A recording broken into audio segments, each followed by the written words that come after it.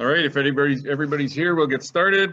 We'll call this regular meeting of Council, Town of Oliver, Monday, June the 8th. I'll call this meeting to order. Is there any late items to add to the agenda? Not at this point, Mayor, unless you want me to provide an update on possibly meeting in person sometime during this meeting. I think that'd be great if we could do that. Maybe at the end when we do reports, we can just talk about it then. Okay, shall do. Okay, thank you. I will look for a motion to adopt the agenda, I guess as modified. So moved. Moved. Second, please. Second. Thank you. I'll ask the question, is anyone opposed to the motion? Hearing none, the motion is carried.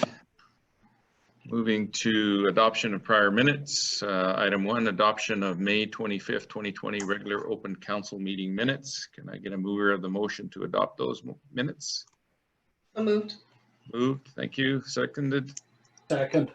Second. Thank you. I'll ask the question. Is anyone opposed to the motion? Hearing none, the motion is carried. Committee reports. We got the May 25th, 2020 Committee of the Whole meeting minutes for receipt. Motion. Can I get a mover for a motion to receive those minutes? So moved. Moved. Thank you. Second, please. Second. Second. I'll ask the question. Is anyone opposed to the motion? Motion is carried. Moving to item 2, March 9th, 2020 Downtown Advisory Committee minutes for receipt. And there is a resolution attached to that, DRC-03 2020, that the committee recommends to council to amend the signage bylaw as follows: to allow third-party advertisement on wine barrel signage and to allow wine barrel sandwich board signage, and that wine barrel signs be exempt from permit fees. We have a motion that the minutes be received and council endorse the resolution. Does anyone want to talk to that or provide some additional information on it? I'll talk to that. I think this is being put forward by Oliver Tourism. I think it's a really good project that ties in a lot of signage to the wine capital, Canada's wine capital theme, and gets some uniformity in signage, especially downtown, if we can get buy-in. So I would like to move the motion that the minutes be received, and that council endorse this resolution. I'll ask, do I have a seconder at this point in time? Second. Second. Councillor Mattis, you got your hand up? Thank you, Your Worship. Is this also, should we be adding in that we direct staff to put some work into this if we're making changes to bylaws, and like we need more information before? So I would throw this off to the CAO. I see she has her hand raised. Yep, CAO. Thank you, Your Worship. If you're endorsing this, then staff will look into it and bring forward a report with recommendations and possible amendments if necessary. Answers the question. Thank you. Councillor Ventimiglia. Thank you. I think this is a great idea, and I like everything that was provided to us in our agenda package. My only concern is with the wording. It just, all of these, I can't see the screen for some reason. Diane's screen isn't being shared properly, I don't think, but I can only see half of it. But the wording about third-party advertising on barrel signage, and that barrel signage be allowed, and something about the permit fees being waived, nothing in there refers specifically to this project, which is being spearheaded by Oliver Tourism. And I feel that it probably should. Otherwise, all we're saying is that third-party advertising can be allowed on barrel signs downtown, and anybody could, I guess, foreseeably do with that what they may on their own, not as a part of this, project, if that makes sense.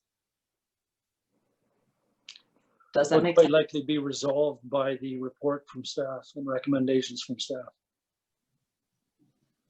Okay, so as long as this comes back with recommendations from staff and doesn't just change our bylaw straight away. Thank you. CEO.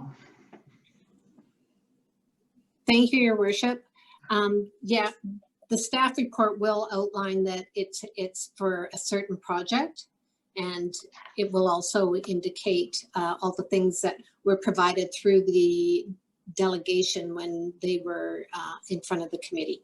So it will be brought forward for council, because any bylaw that we do amendments to, it has to be approved by council, and we have to justify and provide the background on that. Thank you. Any other comments, discussion, council? Hearing none, I will ask the question. Is anyone opposed to the motion? Motion is carried. On water matters, do you have anything to report, Water Councillor Sidhu? Nothing to report, Your Worship. Thank you. Councillor Machial, anything to report? I think you're muted still, Councillor Machial. Can you hear me now? Yeah, for sure. There we go. Figured it out. Nothing to do with council. I did meet with the farmer. He had a question regarding he's building a house regarding a domestic hookup, and I cleared that up this morning. So other than that, nothing else. Thank you, Councillor Machial. Bye-bye. Bye-bye. We'll move to development permit, variance permits. The first item on the list, I guess the only item on the list, is the development permit with variances 668 Co-op Avenue. I will pass it over to the Director of Development Services, whose report is attached. Thank you, Your Worship. Matt, am I able to get permission to share my screen? It says that host has disabled that. Please. Hi, Randy. Yes, it's been enabled. Okay, thank you. Thank you.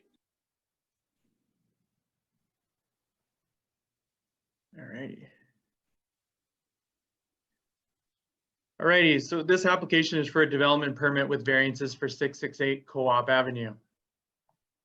The applicant's proposing to construct a multifamily development involving a 3-unit and 4-unit townhouse for a total of 7 dwelling units. The subject property is located within the multiple family development permit area of the OCP and requires approval for the design and to address landscaping requirements. Secondly, the applicant is also requesting a development variance permit to vary the following sections of zoning bylaw 1380. So section 12.1.7a II to decrease the minimum rear parcel line setback from 6 to 3 meters, and section 12.1.7a IV to decrease the minimum exterior side parcel line setback from 6 to 3 meters.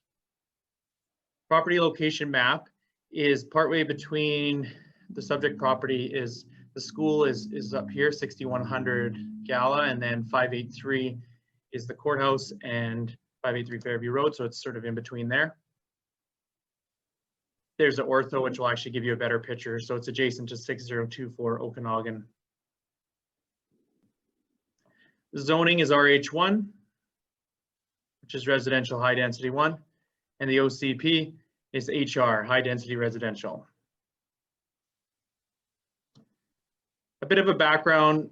In 2008, road closure bylaw 1207 was adopted, which involved the closure of Co-op Avenue and transfer to the subject property owner in exchange for a 2.5 meter road dedication and corner cut on Fairview and Co-op, or Fairview and Okanagan rather, here on the, I guess it'd be the northeast side. This exchange did not occur for whatever reason until earlier in 2020, which paved the way for the proposed application. Photos of the subject property. This is a street view from Fairview Road. On the left is a street view of the subject property from Fairview and Okanagan intersection. And on the right is the view from Okanagan Street, sorry. On the left is the view of the subject property from Co-op in Fairview. And on the right is another view from Co-op. On the left is a view from Co-op Avenue, and on the right is also another view from Co-op.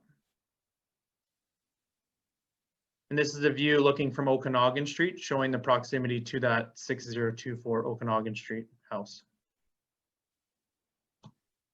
This is a site plan showing the proposed variances. So the rear yard variances on Fairview, and the reason why Fairview is considered the rear is because when a parcel fronts on multiple streets, so right here it's fronting on Co-op, it fronts on Fairview, and it fronts on Okanagan, it's the shortest parcel line that's considered the front, which is Co-op.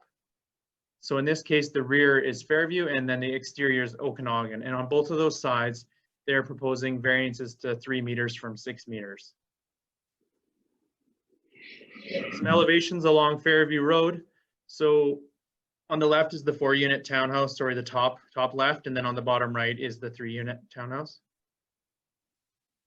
Side elevations, so looking towards Okanagan Street is the picture on the left, and then on the picture on the right is the view that you'd see if you were at the school looking down Fairview Road. So these elevations have windows, so it's not just a blank wall look. And the elevations from Co-op Ave, which in this case is the back of the building where vehicle access is provided. So they have single car garages, 1, 2, 3 on the backside of the 3-unit, and then 4 garages on the backside of the 4-unit townhouse. And these also have upper story decks on the 2nd level. Each unit has an upper story deck. And then on the elevations, I'll just skip back. On Fairview Road, each building has a small little porch, which could be an outside area to sit on the ground level. The landscape plan, the way it's laid out is really along the frontages, which I guess sacrifices Co-op Ave as sort of the quasi lane entry. So there's a lot of asphalt back here, but the main frontages, so along Fairview, is all grass boulevard with some other species and brand new boulevard trees, which will really make that street look really nice. And then on Okanagan Street, same thing. So that landscaping wraps around the corner all the way to the secondary driveway access off of Okanagan. And the developer is proposing, we haven't received a formal phase strata application, but it's likely it'll be done as a phase strata, with phase 1 being the southwest block. The 3-unit townhouse would be phase 1, and then the next 4-unit townhouse would be phase 2. Some of the floor plans, main floor, as I mentioned, 3 single car garage for each unit. This is more the living space, dining room, kitchen. And then the 2nd floor is the 3 bedrooms. So each one has 3 bedrooms and an individual deck. The 4-unit townhouse is quite similar. Main floor, single car garages with a porch, living space, and then upper story has 3 bedrooms. Some of the staff comments regarding the exterior yard setback request. The irregular shape of the lot combined with the fronting of 3 streets makes it challenging to construct a sizable building within the required setbacks. Locating the building, oh sorry, this was on Fairview Road rather, the rear yard, but locating the building closer to Fairview Road allows enough space at the back of the property, as I mentioned, for garages and vehicle access. And locating the building closer to the road can actually help to activate the street more, allowing for pedestrian access and porches along the main frontage. And then on the Okanagan side, the exterior yard, a 3-meter setback helps to achieve more building space without negatively impacting the surrounding neighborhood. An exterior yard setback is typically 6 meters to ensure that there's enough space for a vehicle to park in front of it without hanging out onto the street. In this case, there's landscaping between the building and the street.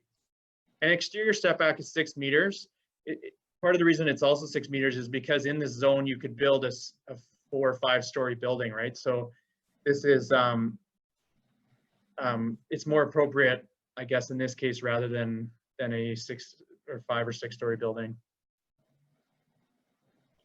Some other staff comments. The proposed development meets the intent of the multifamily development permit area as highlighted below. The buildings feature different material type that create a depression of smaller units. The garages are at the back of the building, hidden from view of Fairview Road. The main entrances to each unit face towards Fairview, which include a walkway from the proposed new sidewalk to the units. This increases the pedestrian experience and provides a pleasant connection to the street. The 2-story height of the building will be a better fit for the neighborhood rather than a 4- to 6-story building that would be permitted under the current zoning. The mix of dark and light stucco and hardy plank add to the character of the building and avoiding a monotonous appearance. And the upper story projections as well will add character to the building. Each unit will have a small porch at ground level that faces towards Fairview Road, along with a second-story deck that faces toward the valley to the south. And just quickly speaking about the statutory right-of-way, so an effluent sanitary main runs underneath the portion of the property crosshatched in the photo on the right. The wording in the right-of-way allows for the town to inspect, maintain, and repair the pipe and prevents the owner from constructing any structures on the property or any other means that will prevent reasonable access. It's been previous practice by the town to not allow owners to pave this area or install fencing or landscaping because of the interference that it would cause, and that the town would potentially be required to replace it. So if the town permitted it in the first place, there is an argument that they'd actually be required to replace what they ripped up. But due to this challenges associated with developing this lot, town staff are recommending that the owner be permitted to construct a parking lot, fencing, landscaping, and install trees, shallow rooted trees, provided that the right-of-way document is revised to state that the town will not be required to replace or repair any disturbance or reasonable damage it causes when exercising its right to disturb the proposed parking and landscaping area to access the underground sewer infrastructure. And this was forwarded to our solicitor for comment, and this is what he recommended, was that the right-of-way document be revised. So that's why it's forming a condition of this approval. Options for council is they may choose to support the recommendation, they may choose not to support it, or they may choose to refer it back to staff. And the staff recommendation is that council approve development permit with variances 2022, and as a condition of approval, the right-of-way be revised to state that the town will not be required to replace or repair any disturbance or reasonable damage it causes when exercising its right to disturb the proposed parking and landscaping area to access the underground sewer infrastructure. That's all for me. Thank you, Your Worship. Comments, questions, council?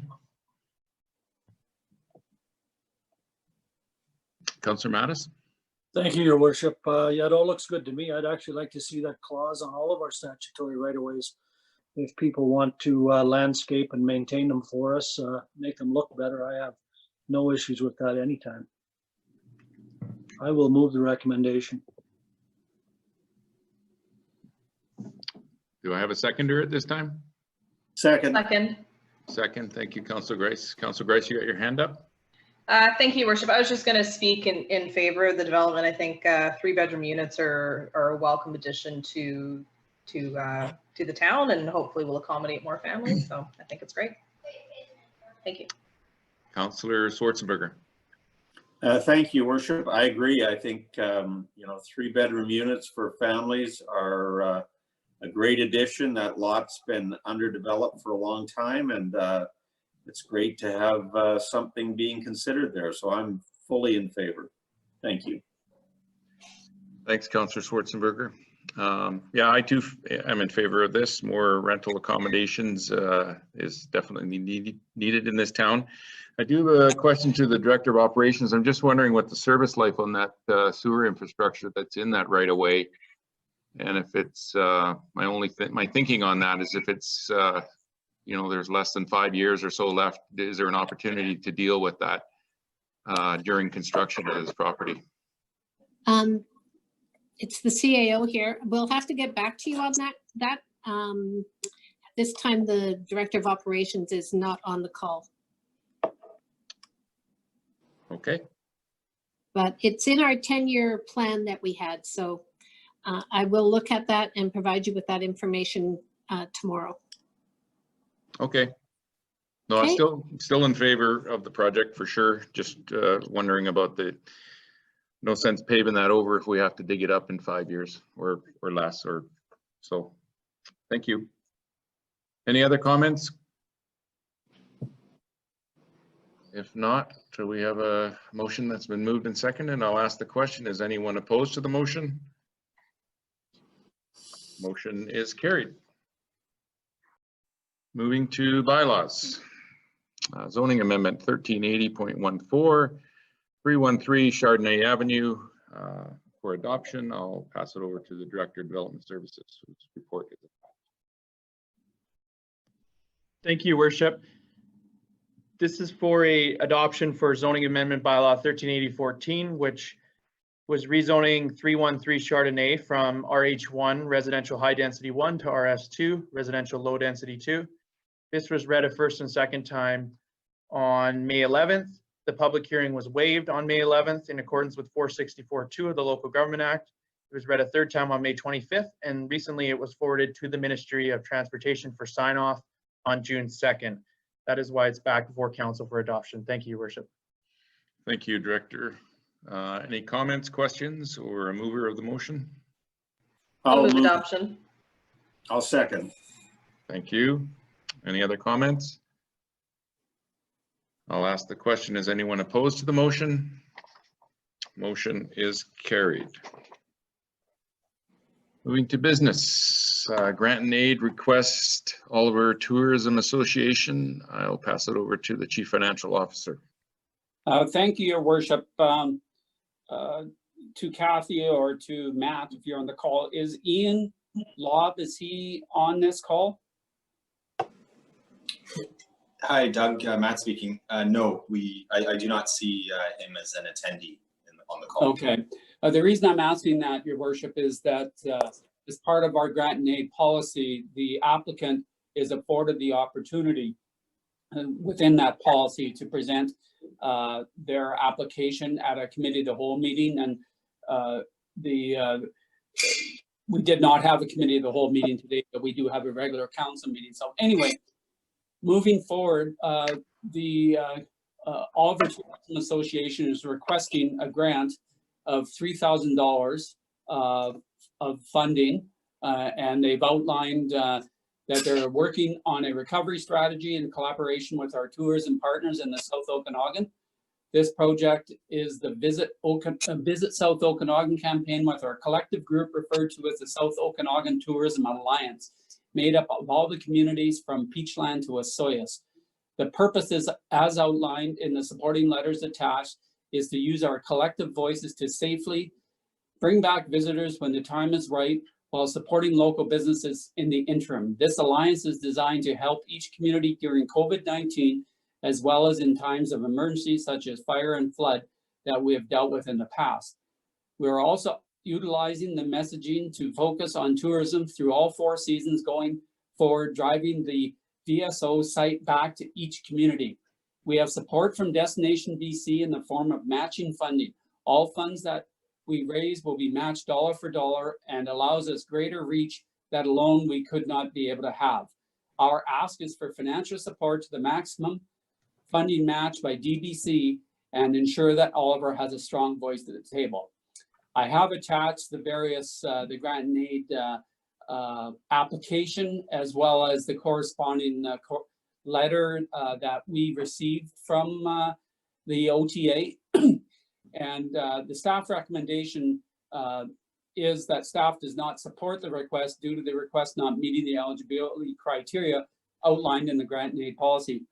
And the reason for that is the grant and aid policy, right in the eligibility section, details that if an organization has already received funding from the town, then they are not eligible. And in this particular case, the OTA has received funding, although it's for a different purpose. It was $7,500 for the MDRT, the hotel tax implementation study, shall we say, as well as they also receive rent, the use of the facility rent free. And so with that, Your Worship, that is staff recommendation. Thank you. Thanks, CFO. Comments, questions, Council?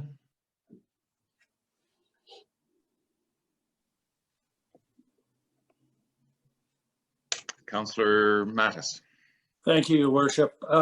In regards to the various funding that they do receive, that is a fee for service that we do with the OTA. It's not an actual grant, and I understand that. When I look at the list of approved ones already, I haven't spoken to all of the proponents involved, but I do know that the provincial junior curling championships, they will not be requesting that money from us as those championships were canceled due to COVID. So that does put more money back on the table for this sort of a thing. And I recognize that it is one of the criteria, but when I look at the list and I look at the fireworks for the downtown business, so I believe that's the Downtown Business Association, and the art walk, I'm not sure if we fund either one of those organizations in any form as well. But any money that we can give for the tourism will be doubled. So I don't know if we have the flexibility to change the amount or whether we are only under the policy allowed to grant what they've asked for. I guess that would be a question through to the CFO. Through the chair, the council ultimately has the ability to certainly, I wouldn't maybe use the word amend the policy, but on a one-time basis, or perhaps amend the policy in particular cases where if you do deem that this grant request has merit, and quite frankly, I believe it does because there's matching funds involved. I do not know if they have been successful from other jurisdictions. I was asked that. I don't have that answer. Perhaps somebody else does. So the short answer is I believe, council, you do have your ability to certainly amend your policy and pass a resolution to, if you so wish, to provide these funds to this organization. Thanks, CFO. Councillor Schwarzenberger. Thank you, Worship. Yeah, I'm in favor of it because of the matching funds, and I understand we already fund OTA to some extent, or quite a big extent. But like many organizations, they are hit hard because of COVID-19 and have had some of their main fundraising venues canceled this year. You know, whether we do it under grant and aid or unrestricted grant and aid, or we just are able to find them some money in our budget, this year's budget, find an extra couple of $1,000 or $3,000 in this year's budget. I'd like to see them get the money because specifically of the matching funds component. That would be very helpful. We're going to get more bang for our buck, and it only costs us 50%. Thank you, Worship. Thank you, Councillor Schwarzenberger. I'll go to the CAO first. Thank you, Mayor Johansson. I just wanted to let council know that you do have the ability to waive your policy and provide a grant funding if you so desire. You don't necessarily have to amend the policy at this point in time, but you can waive that requirement. Thank you, CAO. Councillor Grace. Thank you, Your Worship. Yeah, I mean, it's too bad Ian wasn't here because I did have some questions for him. I'm unsure of what the funds are going to be used for, if it's for staff time, if they need additional wages, or if it was going towards marketing, what the budget of this project is. I think the project's a great idea. I think collaborating with other communities is really smart. I think promoting Oliver right now, Oliver tourism, and you know, this Visit BC Later campaign that Tourism BC is putting together, that's something that we can work towards as well. But I just have some questions. Unfortunately, I don't think they're going to be able to be answered today. So I'm on the fence. Councillor Ventimiglia. Thank you, Your Worship. I wouldn't want to see us change our policy. I understand why the wording is there for us not to provide grant and aids generally in a regular year when we provide ongoing funding to an organization, but I am supportive of giving tourism this money or some money at this point in time. There's no way they could have foreseen the urgency of this type of a project when they submitted their budget for our consideration months and months ago. But I, just like Councillor Grice, have some questions for Ian. So I'm wondering, I don't remember reading in there or not, is there urgency to this? Just some of the questions that I had were, it's in the report that we were given, it said that this is an Okanagan project or South Okanagan project, but I thought that I read or heard at some point that was an Okanagan-Similkameen project. And then as well, where are these funds going to? So if Oliver contributes 3,000, matched 6,000, is that going to Oliver's advertising in the budget, or how is it all going into a regional pool? And if so, I'm just wondering what they've asked what the ask has been of other communities and if they've approached the regional district as well. So I guess if there isn't any urgency or isn't great urgency, I would prefer to see us put this off for 2 weeks, and so that we could have Ian on the line.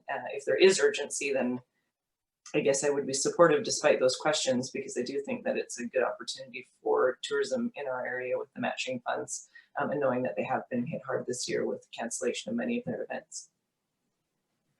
Thank you. Thank you, Councillor Ventimiglia. CAO, did you still have your hand up?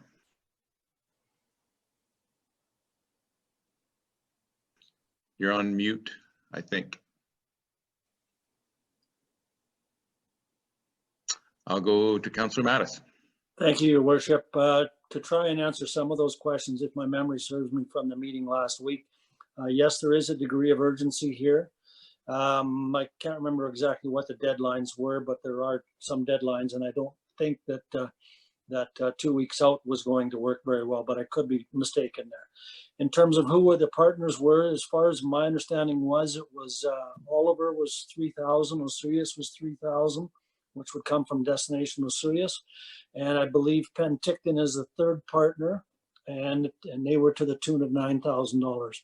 And it was basically those three communities that would be joining together in this marketing program to bring people back to the South Okanagan. I don't know if there was an ask at the regional district. I know the tourism, the Oliver Tourism did not have that on their radar to ask at the regional district. That might be a Penticton request. I'm not exactly certain on that. What the purpose of it is to develop and implement a program to bring people back to the South Okanagan as we come out of the COVID crisis, or whatever you want to call it, pandemic. And it's a plan, it's to develop and implement a plan to bring people back here, to remove some of the fear of coming to the South Okanagan and get our tourism back on its feet. I hope that helps answer some of the questions. Councillor Ventimiglia.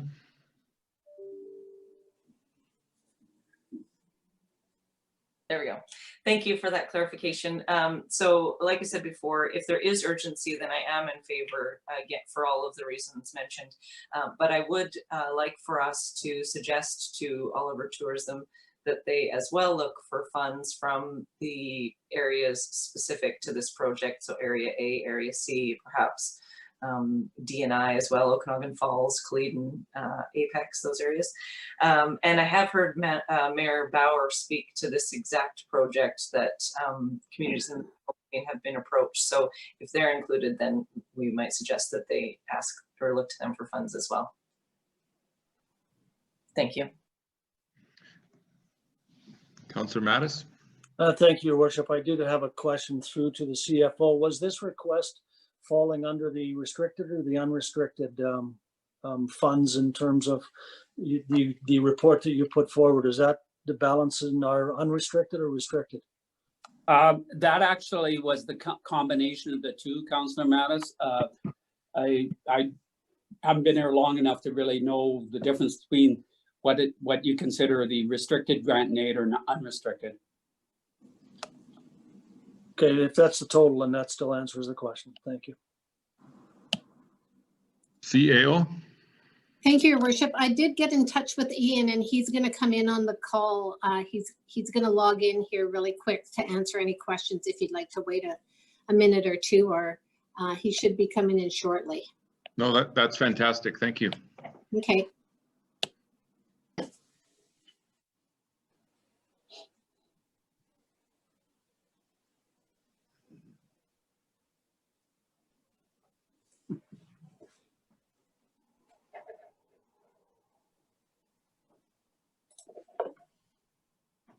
I lowered my hand, so I have no more questions.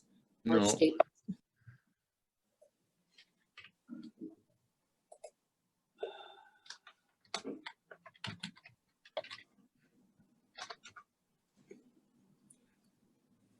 Through the chair to Matt, can you make sure that when Ian does come in that you let the mayor know for sure and allow him the ability to speak? Yes, thank you. I am monitoring. There's, I have an attendee now.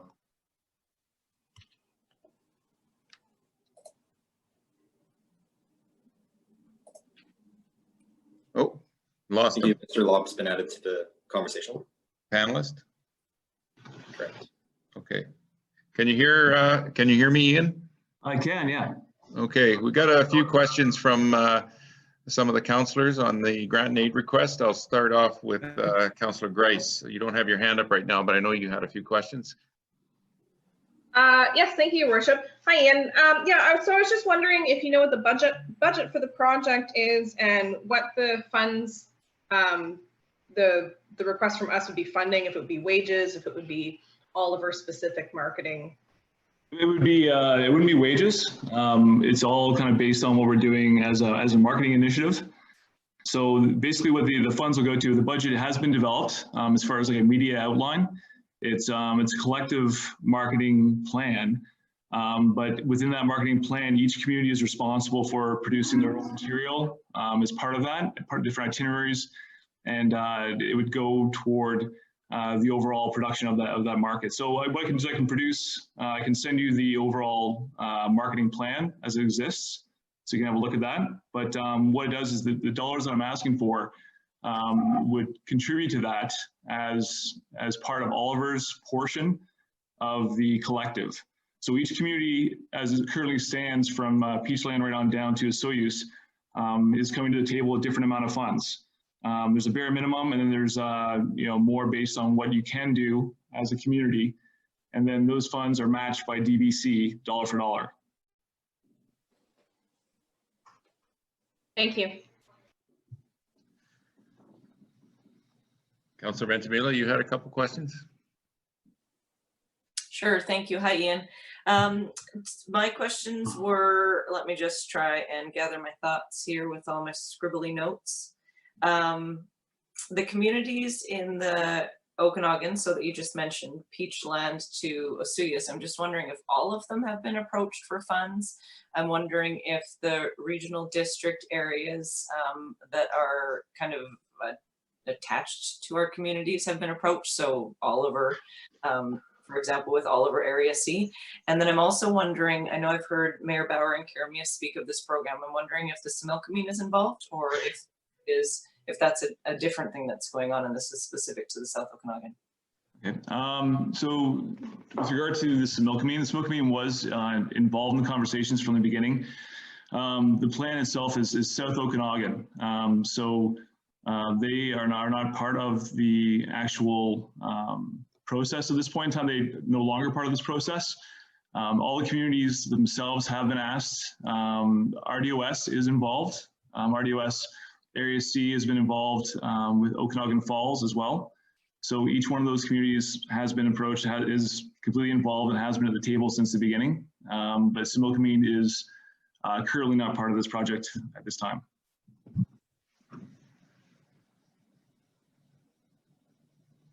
What was the other question? What's the time frame on this, Ian? It's basically we're pretty much set to go. A lot of it's been put in place. We've all signed an MOU agreeing to be part of this coalition or alliance. The idea behind it was to launch a website, which is currently being designed and built, that we're all working on. It's we scheduled it tentatively for the 15th of June. But we're also sort of basing it on a few factors. We've got DBC, who is, like we said, stepping up to the table to match dollar for dollar. So all of us were looking at the last little bit here too, with regard to response for funds in certain aspects, different partnerships that were coming on board within each community to help contribute to that fund. So we could get a larger amount from DBC to kick in as well. But also part of it too is to make sure that the messaging comes out as we open up. So it's all in place, all the groundwork's done, but it's the messaging is going to be going out as we receive more information from Interior Health and the government of BC, allowing us to move forward with opening things up. So it's ideally a sub-regional opening, then to a regional, and then sort of branching out from there. But we're going to be starting off with the website, which I can go over with everybody when that's completed.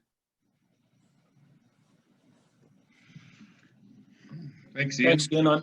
On that basis, I would make the motion that council support the Oliver Tourism Association grant and aid request. In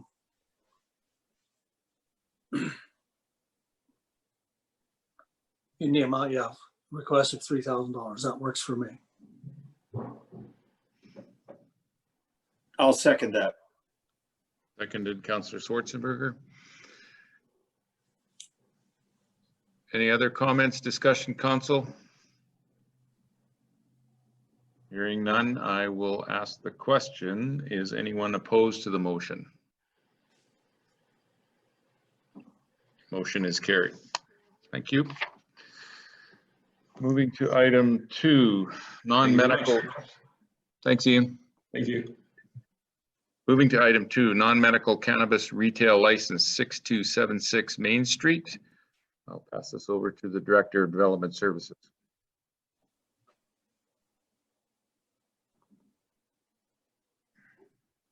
Thank you, Worship.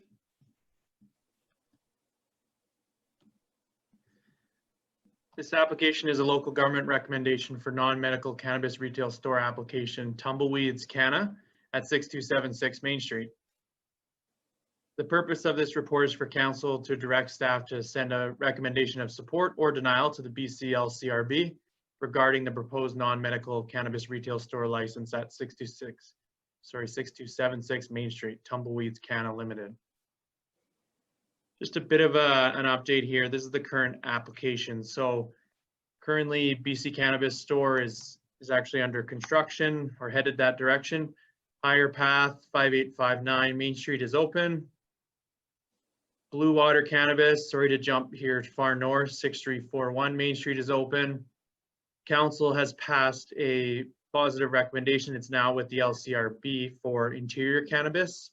That went through our council in early March. That's at 6234 Main Street. And this application is Tumbleweeds, 6276 Main Street. And this is the last of the applications that I'm aware of at this time. So a bit of a background: through the implementation of zoning bylaw 1380 in July of 2018, cannabis dispensary became a permitted use in the town center and highway commercial zones. These are the primary commercial zones within the town of Oliver. Following that process, the land use procedure bylaw was adopted to include procedures for processing these applications. The subject property, 6276 Main Street. Photo of the subject property, the red star there, it's adjacent to the Redhead Market and Sundance Video, a small commercial retail unit here. Tumbleweeds Canna, approximately 650 square feet in size. The store will employ approximately 2 people. There's their proposed signage that was submitted with the application. Bit of a floor plan. As I mentioned, 650 square feet is the retail area. So here you'll see the counter along the left side into the back, and then the back will be the office area. Public feedback on this one: 6 feedback forms were submitted, 3 in support, 3 not in support. Some reasons for not supporting the application were due to the high number of applications already approved. Options for council is that they send a recommendation of support. Option 2 is that they send a recommendation of denial to the BCLCRB. And option 3 is that it's referred back to staff. The staff recommendation is that council directs staff to send a recommendation of support to the BCLCRB for a non-medical cannabis retail store license at 6276 Main Street, Tumbleweeds Canna Limited. That's it. Thank you, Your Worship.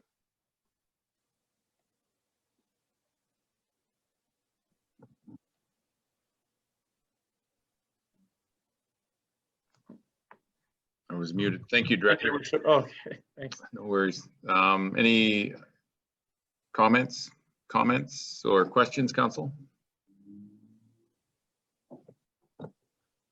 Councillor Mattis. Thanks, Your Worship. I certainly respect the opinion of the people that feel that there's too many outlets in town, but as council decided a long time ago, the market will decide. I certainly wish them all success. And so on that basis, I would move the staff recommendation that council direct staff to send a recommendation.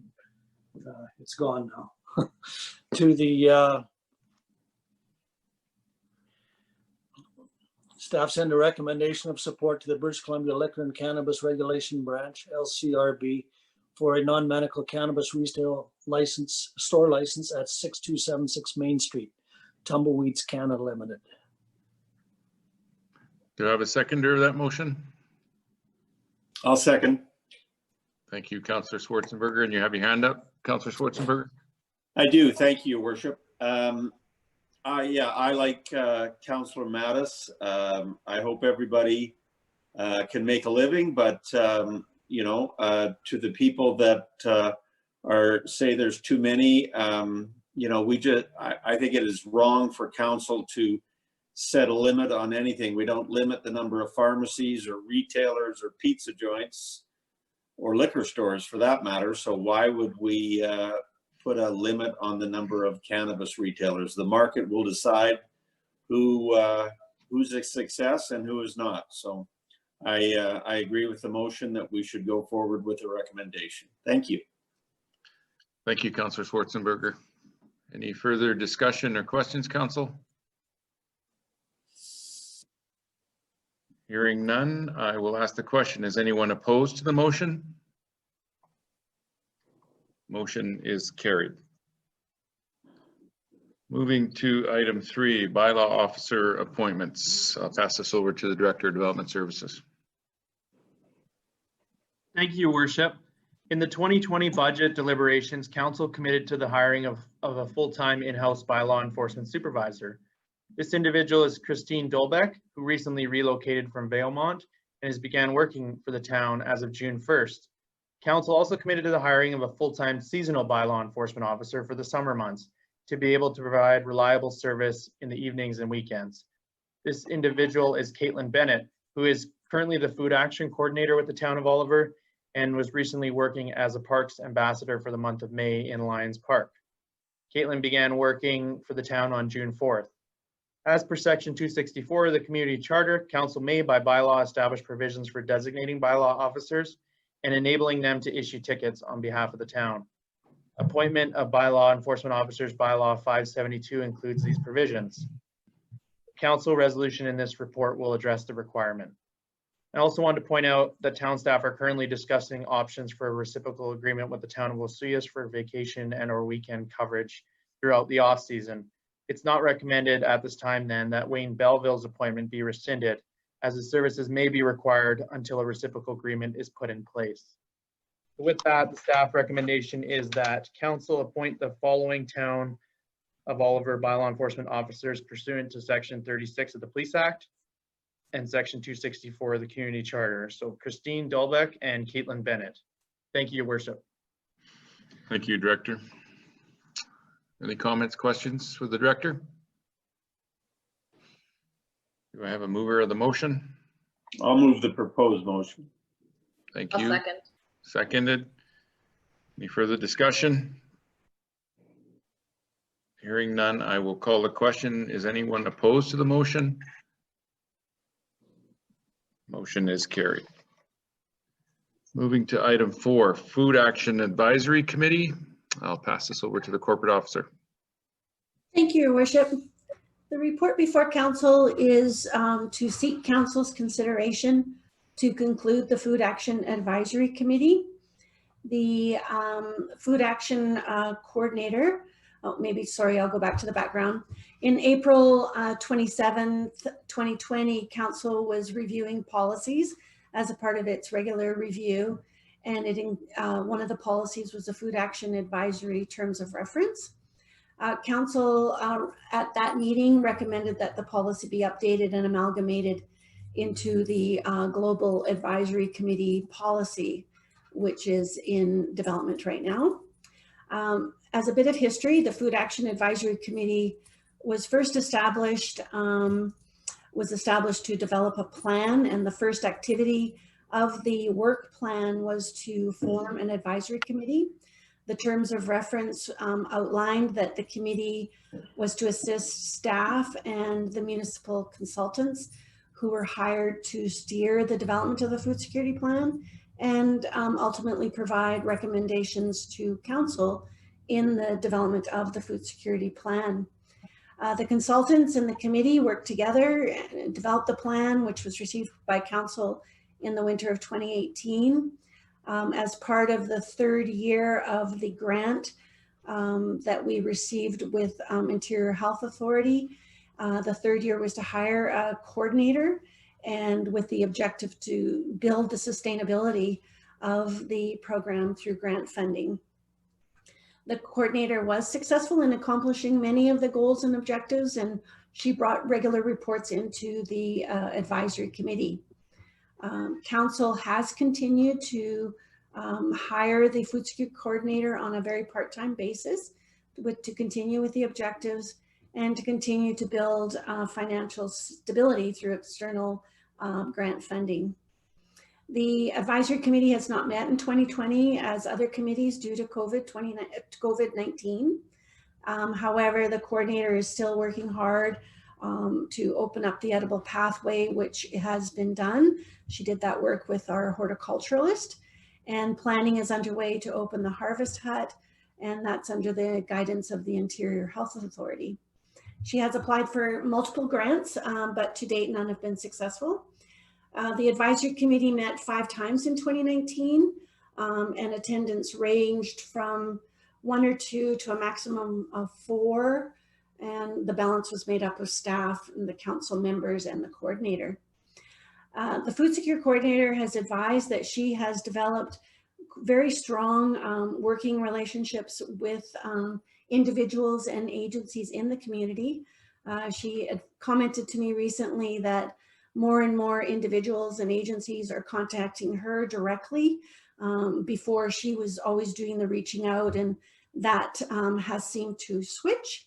So the relationship building has enhanced greatly, which is very positive.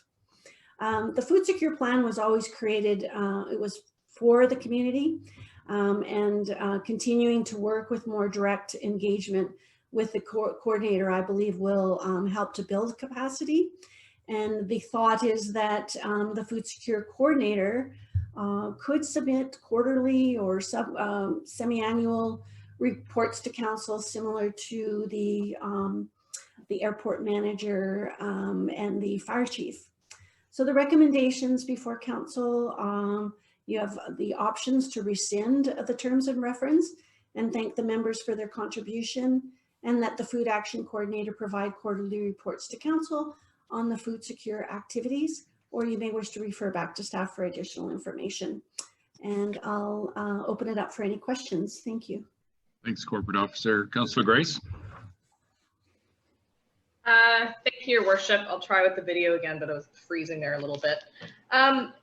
So through to Ms. Vakovich. So is it the opinion of the coordinator that the committee should disband?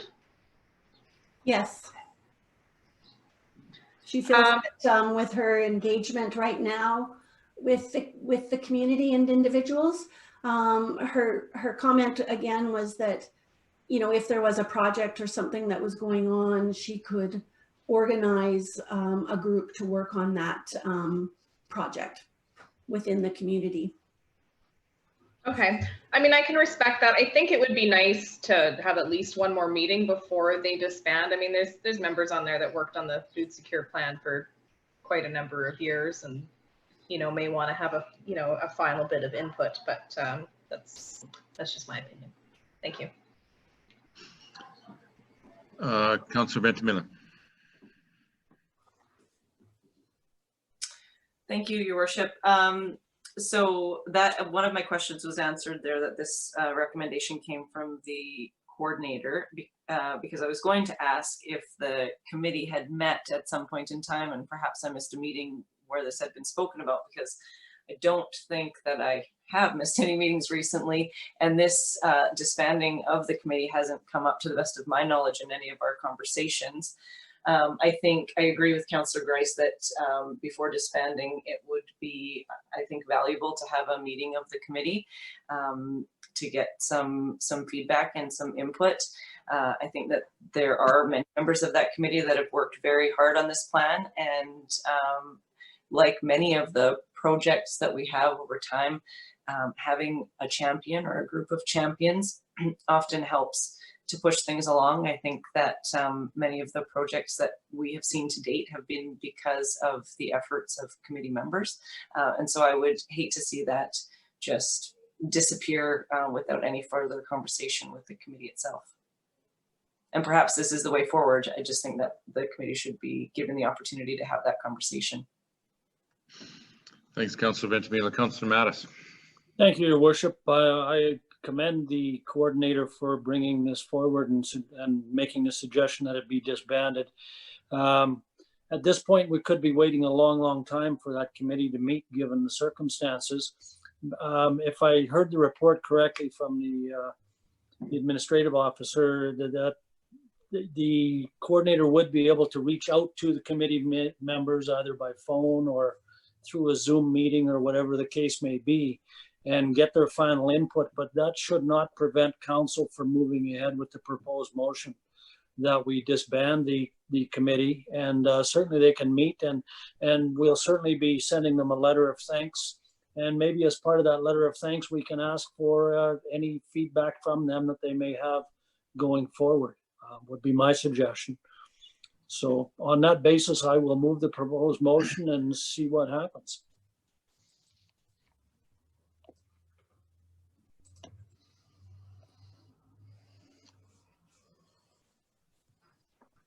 Councillor Schwarzenberger.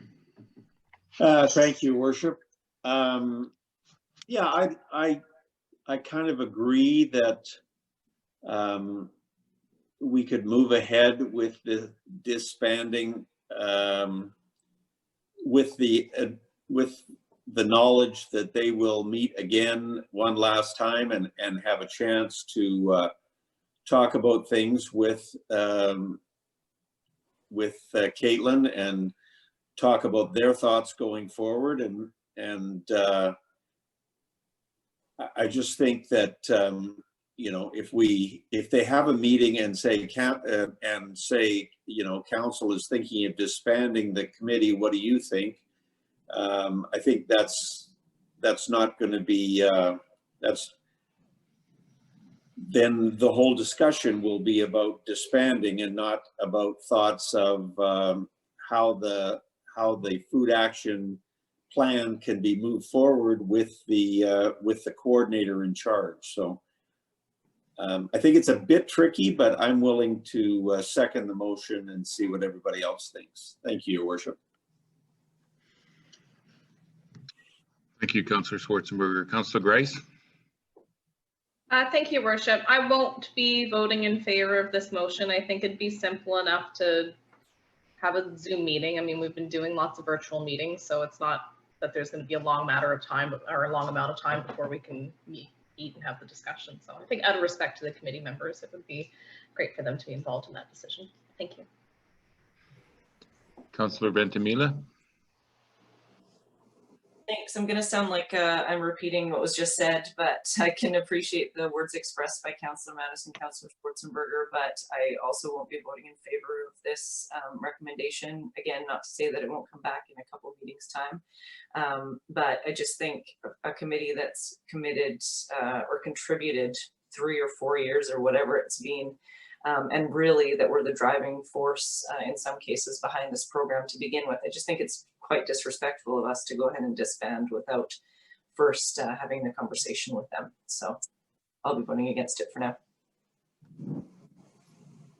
Thanks, Councillor Ventimiglia. I'm kind of on the fence about this. One of the thoughts that did come to my mind is I think we've only funded the food action coordinator for 2020. And I'm just wondering what would happen in the future if grants applications don't produce additional funding. And just wondering if it would be better to maybe have the committee still established and perhaps meeting on an annual basis, just on the thinking that maybe somewhere down the road the food action coordinator funding might not be there, and then we don't have a committee or a coordinator. CAO? Thank you, Your Worship. Council does have the ability to reinstate a committee if they do decide to rescind it, but you always have that opportunity to bring it back in. And when I look at the policy statement on it, it was the purpose of it has been achieved. Councillor Mattis. Thank you, Your Worship. I think that's a key point, is the committee was put together to achieve a particular purpose. They've achieved that purpose. There's no point to have the committee stay together forever and ever, so to speak. It can be brought back in future if it is required. This is on the recommendation of the committee chair, so to speak, or the coordinator. I don't know why we wouldn't show, just as we showed leadership in forming the council or the committee, we should show some leadership in disbanding the council.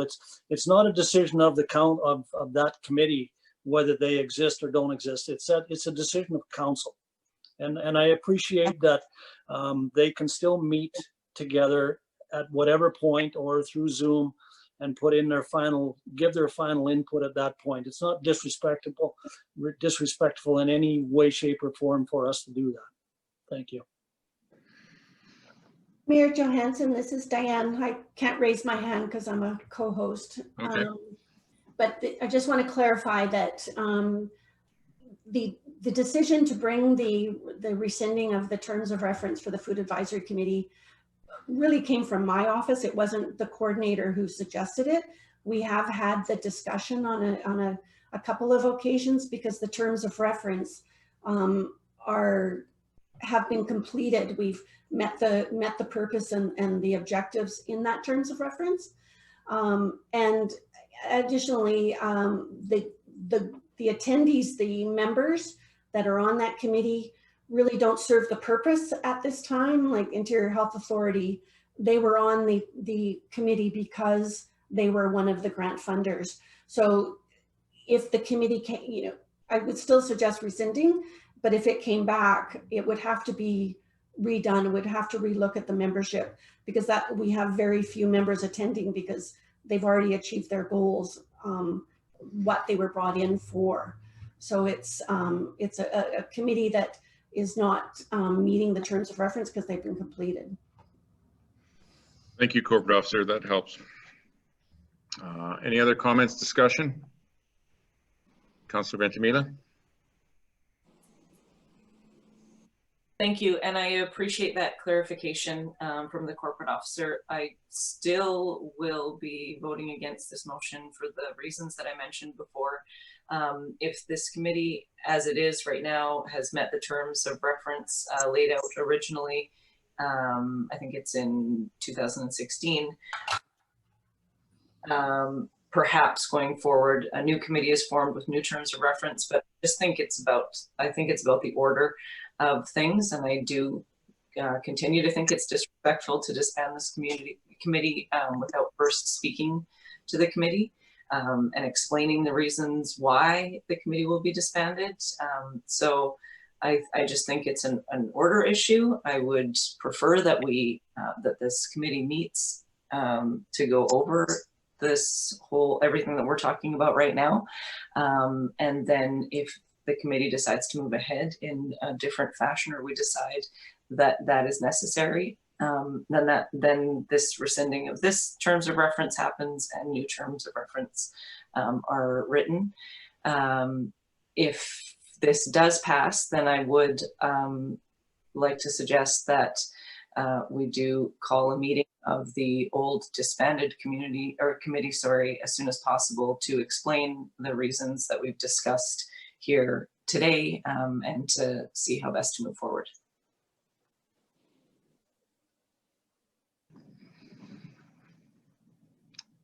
Councillor Grace. Thank you, Your Worship.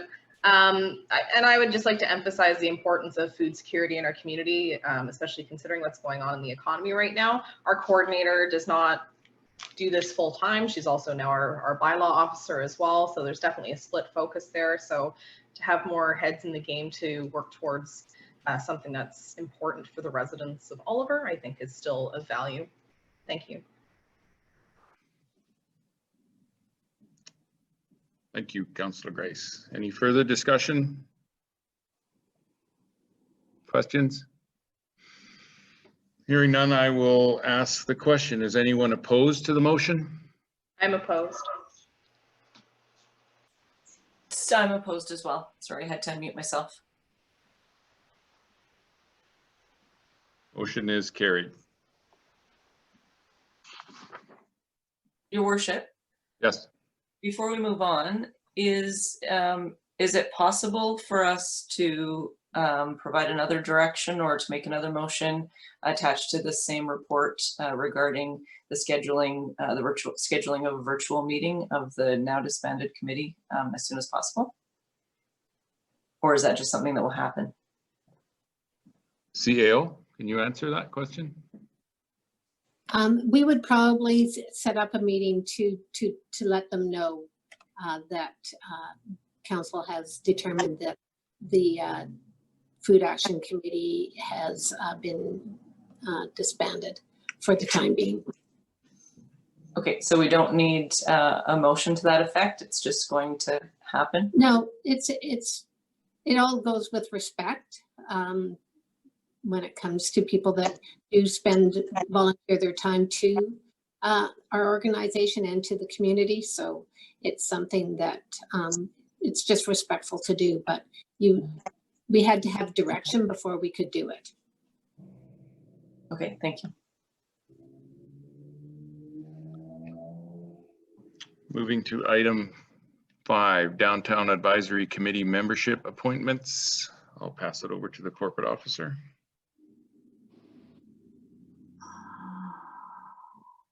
The Deputy Corporate Officer will speak to this report, Your Worship. Thank you. Thank you, Corporate Officer. Your Worship, the report before Council is to seek the appointment of new representatives to the Downtown Advisory Committee from the Oliver Tourism Association and a local business representative. The current membership is attached to this report. And at the March 9th, 2020 Council meeting, the Oliver Downtown Advisory Committee terms of reference was amended to include a member from the art and cultural community. Advertisements were sent out seeking interest for the volunteer committee membership vacancies, and we advertised in the Chronicle, on our website, and through social media. The staff conducted a review of the committee's membership list and discovered that the Oliver Tourism Association requires some amendment due to some staff turnover. Ms. Lawson is no longer with the OTA, and in discussion with Ian Lobb, the recommended candidate to replace Ms. Lawson's representation on OTA is Alexis Romanis. Mr. Romanis lives in Oliver and has a publishing company, and he's also championing the wine sign initiative. There's also a membership vacancy for a member from the local business community. And after advertising and having some discussions with Mr. Derek Ullman, the owner of Oliver Eats, he expressed interest and some excitement in joining the committee. We've also, as I mentioned, we've advertised seeking some representation from the Oliver Arts Council, and the Arts Council has advised that they will be having some meetings in light of COVID. They haven't had the chance to put forward a nomination yet for a member. A resolution of council is required to rescind the appointment of Ms. Lawson, appoint Mr. Romanis, and to appoint Mr. Ullman to the Downtown Advisory Committee. And with that said, the recommendation to council is that council rescind the appointment of Jill Lawson and appoint Alexis Romanis as the Oliver Tourism Association representative on the Downtown Advisory Committee, and that council appoint Derek Ullman as a local business representative on the Downtown Advisory Committee. Thank you.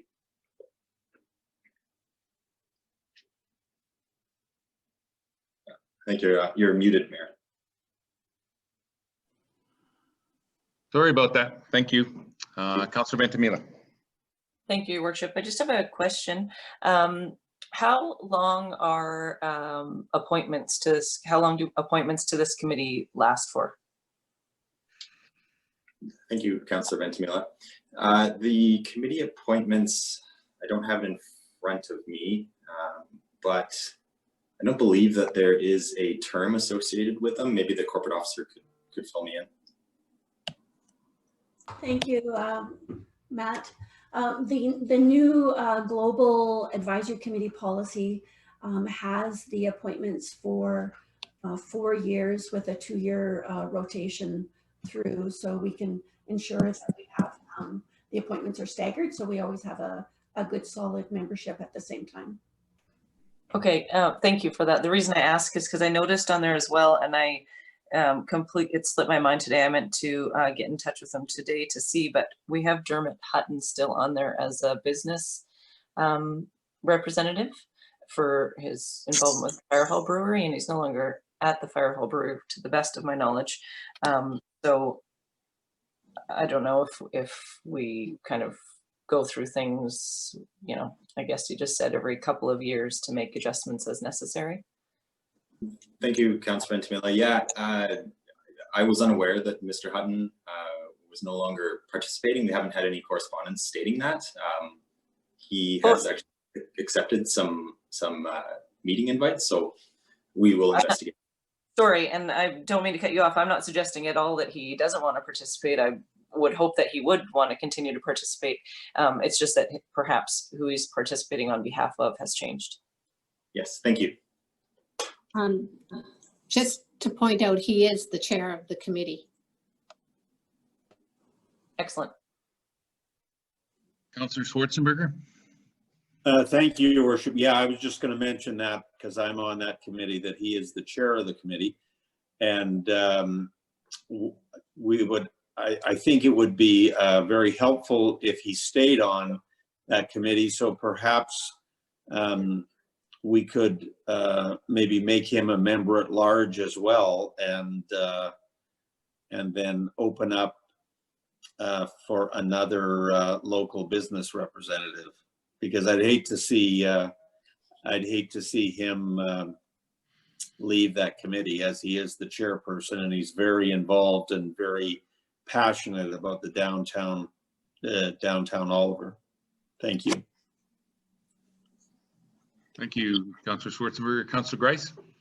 Thank you, Your Worship. A couple other items to note in the terms of reference as well is that there is a Food Action Advisory Committee member listed, so that'll have to be adjusted now that that committee's been disbanded.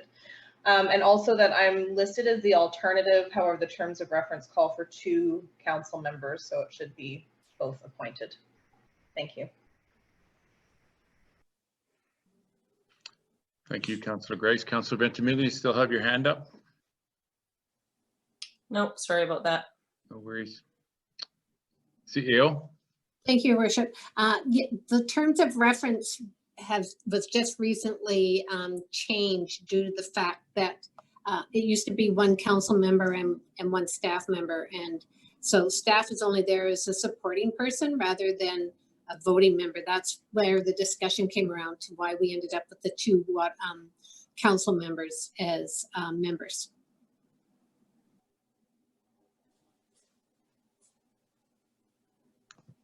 Councillor Grice, you still have your hand up?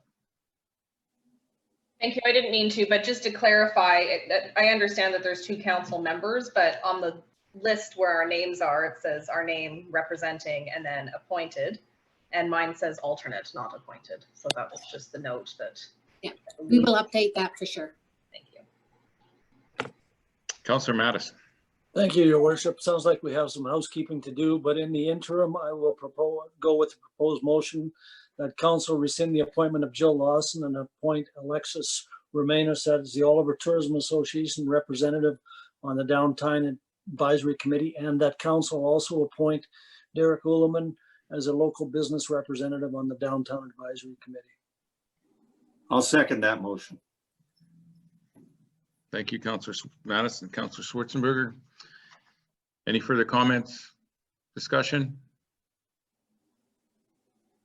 Seeing none, I'll ask the question. Is anyone opposed to the motion? Motion is carried. Moving to item 6, use of council chamber council policy to rescind.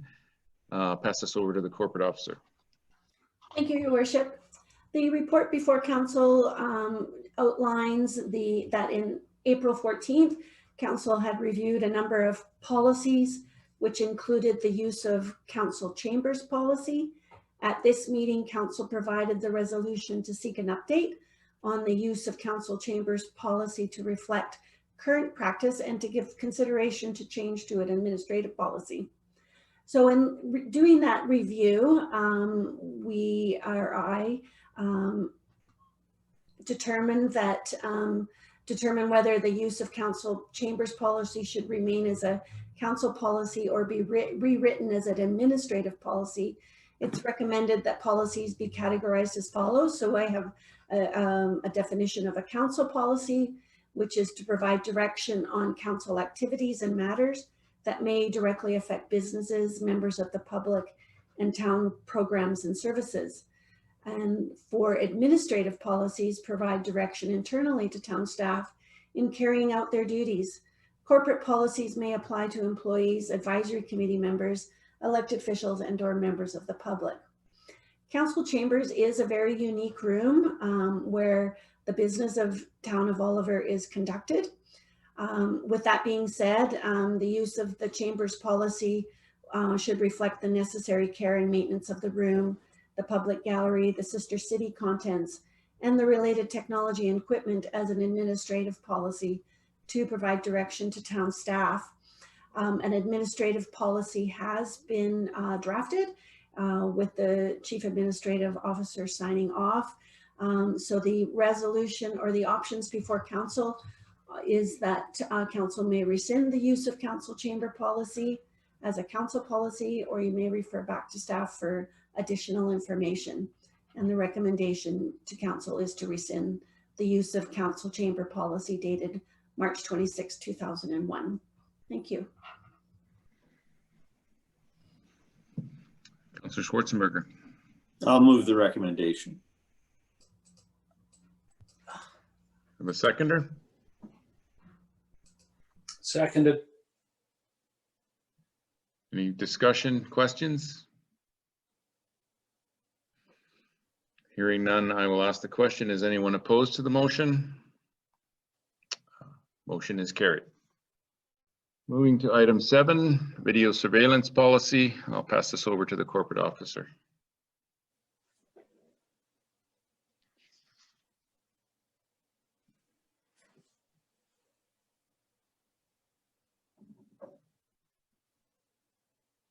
Corporate officer might be muted.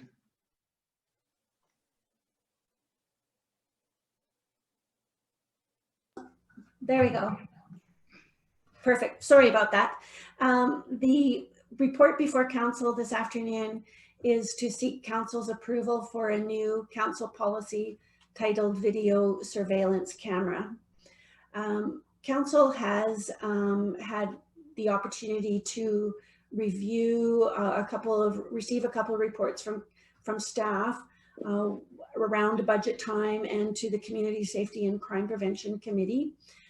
Council reviewed a CCTV camera rebate program during budget deliberations, however, resolved not to proceed with that rebate program. As well, Council received a report outlining locations and potential camera locations and specifications for installation all around Oliver for our public buildings. Council chose at the time not to proceed with the installation of cameras, but directed staff to bring forward a video surveillance policy and procedures, as this would be the first step in the process. If a camera was to be installed, there would be a need for a privacy impact assessment, which is outlined by the Office of the Privacy Commissioner. The policy that's before council ensures that appropriate use of surveillance cameras and the protection of individuals' privacy. Again, as I said, each camera or system would require a privacy impact to outline how the impact to privacy is minimized to the public. The policy also identifies the purpose and scope, the designated responsibilities, the requirement and use of video surveillance camera, and the need for council to give approval prior to any installation. The cameras will only be in public spaces. The policy outlines who has access to the video surveillance information. There will be a retention and destruction period, and signage, if a camera is installed, signage that would clearly communicate that cameras are in place by the Town of Oliver and who is responsible if a resident has concern, they would know immediately who to contact at the Town of Oliver with their concerns. The policy meets the guidelines of the Office of the Information and Privacy Commissioner for British Columbia. They've prepared public sector surveillance guidelines and how the Freedom of Information and Protection of Privacy Act applies to public bodies. The policy, I did highlight the policy statements in the policy that speaks to the Town of Oliver being the owner of significant public assets that represent a large investment of public money. And that may be the need to implement a camera for the security of its assets and property. Video surveillance, we recognize that it is intrusion into personal privacy, and we don't want to impair that in the community. And the installation of a camera is to protect Town of Oliver property from vandalism, theft, and damage or destruction. Additionally, before installation, it should only be installed after other potential items or uses may be reviewed to make sure that it's valid. Again, it must have the approval of council. And in the policy, there's items 1A through H that outlines in the staff report when it's presented by staff for any installation and for council's approval, and as well to be a part of the budget process. And the recommendations before council are that council may choose to adopt the video surveillance camera as a council policy. Council may wish to refer back to staff for additional information, or you may choose not to adopt the video surveillance camera policy at this time. And the recommendation is to adopt the video surveillance camera council policy. Thank you. Thank you, Corporate Officer. Comments, questions, Council?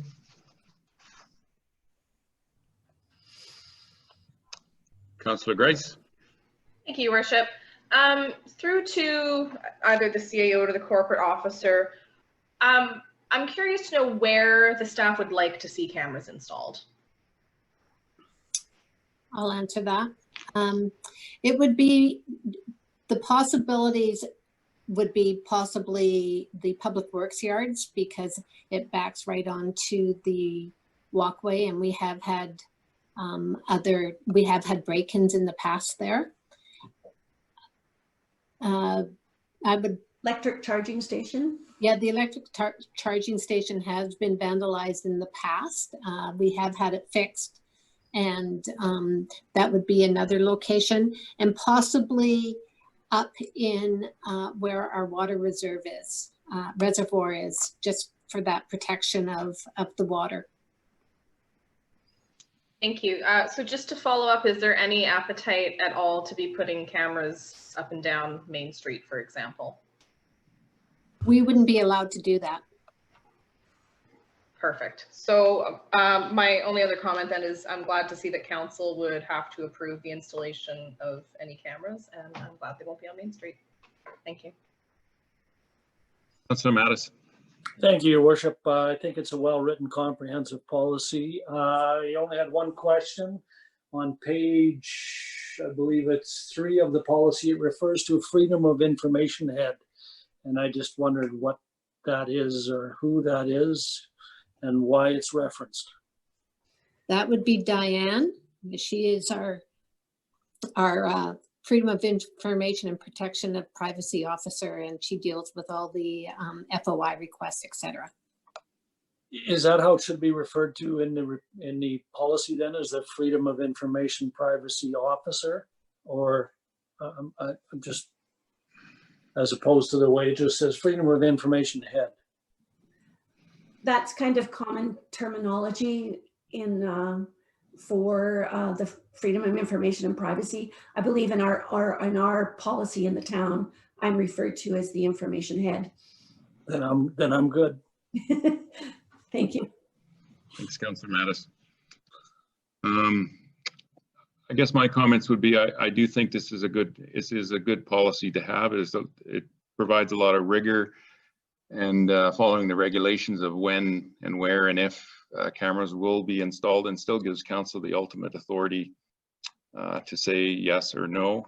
It also informs, it's a good information for the public that we have a policy, and it lays out the conditions of when, where, and how, and if a camera will be installed, which answers a lot of questions. Again, following all the rigor from the privacy commissioner. So I will be supporting this. I think it's a good policy to have.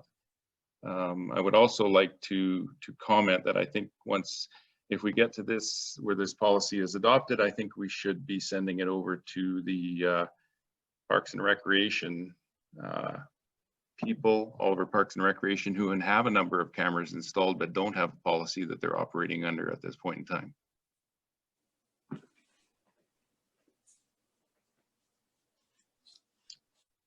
Seeing no further comments, do I have a mover of the motion that council adopt the video surveillance camera council policy? So moved. Moved. Second? Seconded. Seconded. Any further discussion? Seeing none, I'll ask the question. Is anyone opposed to the motion? Motion is carried. Moving to correspondence. Oops. Moving to correspondence, June 8th correspondence report. I'll pass this over to the corporate officer. Unmute myself this time. Thank you, Your Worship. The June 8th correspondence report before council this afternoon. There is one item with a piece of correspondence received for your direction. May 27th, correspondence from Blue Water Cannabis. In their correspondence to council, they're outlining their concern on the number of retail cannabis locations within the boundary of Oliver. Two options for council. Council may wish to refer to staff for more information on the number of retail cannabis locations allowed in similar sized communities, or you may wish to receive and file.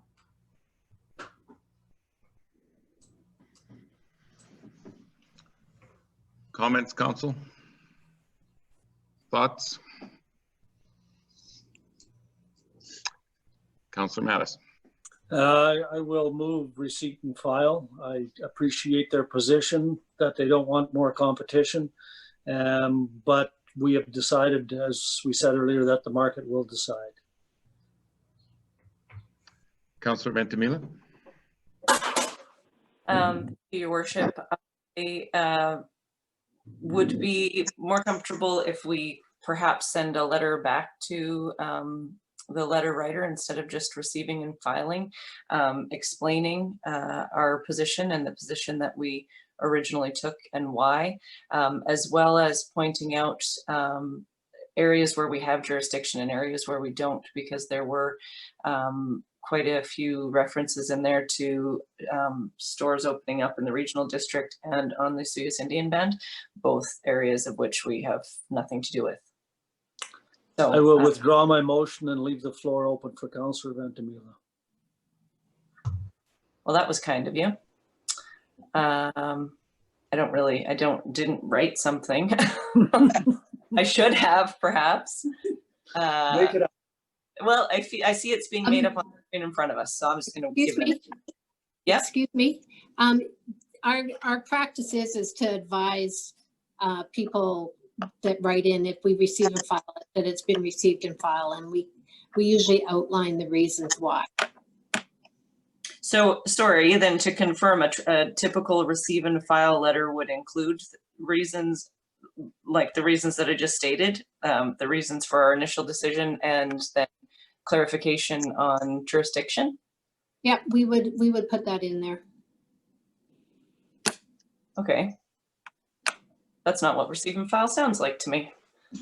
Well, it's basically council is having no action on it, but we do advise the writers that it has been received and filed, and usually the reason behind it, because council does provide it with that, when they're saying receive and file.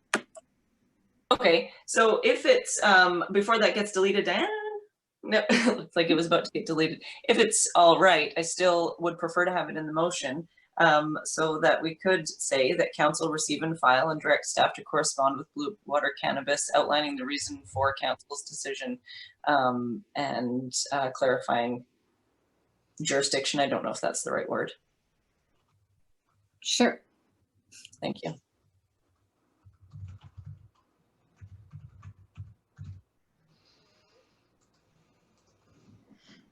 I will second that motion. Councillor Schwarzenberger. Thank you, Your Worship. Councillor Ventimiglia stole all my thunder, almost verbatim, so I'll let it stand at that. Any other comments, Councillor Grace? I'll just say I agree with what was said as well. And just to speak to the fact that we were there for opening day for Indigenous Bloom. I mean, had I received an invitation to the opening day for Blue Water, I mean, that's not the only business opening that I've attended, and I would have been happy to attend there as well. Thank you. Thanks, Councillor Grace. Any other comments?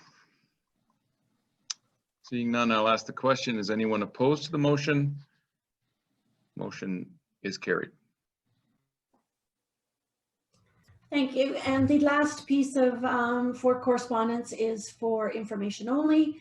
Correspondence from Minister Bruce Ralston, Energy, Mines and Petroleum Resources, dated May 27th, 2020, regarding COVID-19 relief program for Fortis BC electricity customers.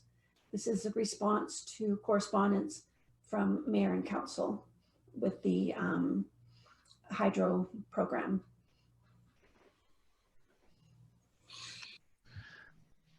Can I get a mover of the motion, the correspondence in item K3 and the June 8th, 2020 weekly mail correspondence be received? So moved. Moved. Second, please. Second. Further discussion? Still have your hand up, Councillor Grace. Is that just from last time?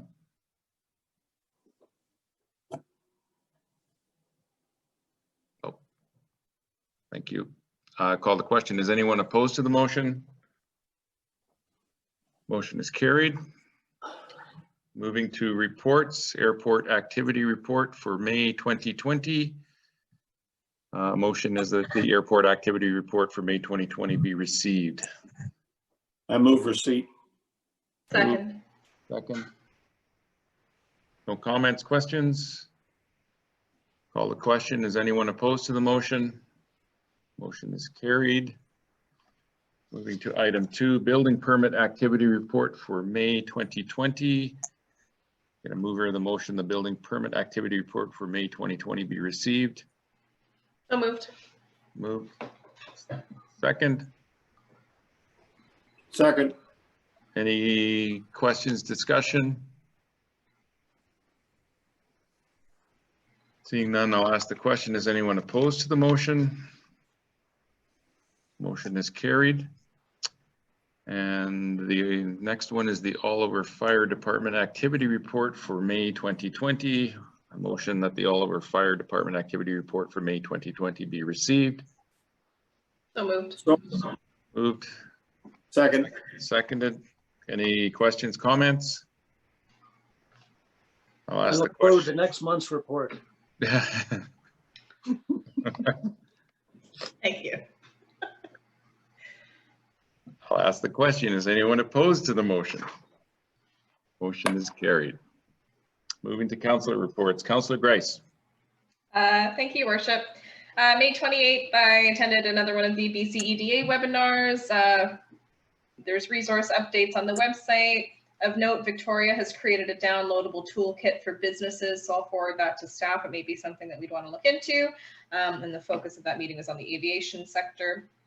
May 28th, also I attended the intro and speech night for the Oliver Ambassador candidates. So congratulations to Kaya Allen, Aiden Durham, Fee Tai, Lexus Hartle, and Annika Franzen Brown. I hope I got all of your names right. And good job adapting to the situation and all delivering excellent speeches. May 29th was the EOC meeting with the rest of council. June 3rd had cocktails with some of my fellow councillors. June 4th, another BC EDA weekly update. Talked about the gas tax funding being accelerated and some of the regulations around that being loosened up a bit. And that's the end of my report. Thank you, Councillor Grace. Councillor Mattis? Thanks, Your Worship. May 29th, the EOC meeting.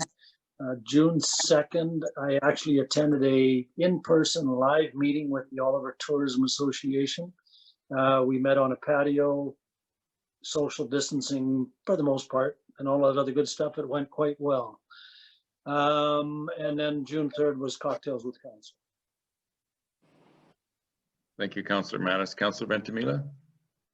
Thank you, Your Worship. On Wednesday, May the 27th, as chair of the Regional Hospital District, I attended an Interior Health Regional Hospital District joint meeting. These meetings, I've reported on them before, they happen twice a year, spring and fall, and they cover a wide range of topics, including capital planning and projects, asset management, and always an update on the current state of affairs, if you will. Lots on COVID and the COVID response this time around. That evening, I attended a SOICS board meeting. Friday, May the 29th, the council EOC update. June the 3rd, cocktails with council. I like that that's what we're calling it. And Thursday, May 4th was Regional District Day. And that's it. Thank you, Councillor Ventimiglia. Councillor Schwarzenberger? Thank you, Worship. Quite a busy couple of weeks for personal things, but I did attend the EOC meeting on May 29th and joined my fellow councillors and Your Worship at the cocktails with council. Thank you, Councillor Schwarzenberger. On May 28th, I videotaped my 2020 grad commencement speech for the grad ceremonies later this month. I also had a mayor's COVID update meeting, a Zoom meeting with all the mayors from Osoyoos up to Summerland. And I caught the tail end of the intro and speech night for all of our ambassadors. On May 29th, I attended council EOC meeting, a Zoom meeting again. June 3rd, cocktails with council. On June 4th, I had a conference call with Minister Selina Robinson and Premier John Horgan talking about reopening BC. And on June 5th, I had a call with Shannon Tucker. She's part of the Ministry of Public Safety and Solicitor General, talking about the Oliver Hub Table funding grant application that would cover training and some operating expenses.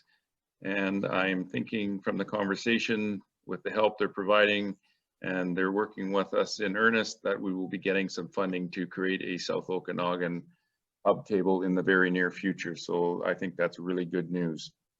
Upcoming meeting, next upcoming meeting is June 22nd, 2020, regular open council meeting. Acting mayor schedule for June, July, and August is Councillor Grace. We don't have any public in attendance. I'll pass it over to the CAO. She was going to give us an update on our next meeting, which I believe will be in person. Thank you, Your Worship. We've been talking with the Venables Theatre over the last little week, and we've entered into an agreement with them to use the Venables Theatre, and we'll start doing that June 22nd. We will be able to do a webcasting of it. Currently, I would prefer that we keep it closed to the public so that they're not coming in. They have to set up a way of tracing the members that come in. So I would prefer to, at this point in time, until they have a system in place, that we keep it closed to the public. So be prepared to be together on the stage of Venables Theatre on the 22nd. And we do have a contract with them until the end of the year. Cool. Awesome.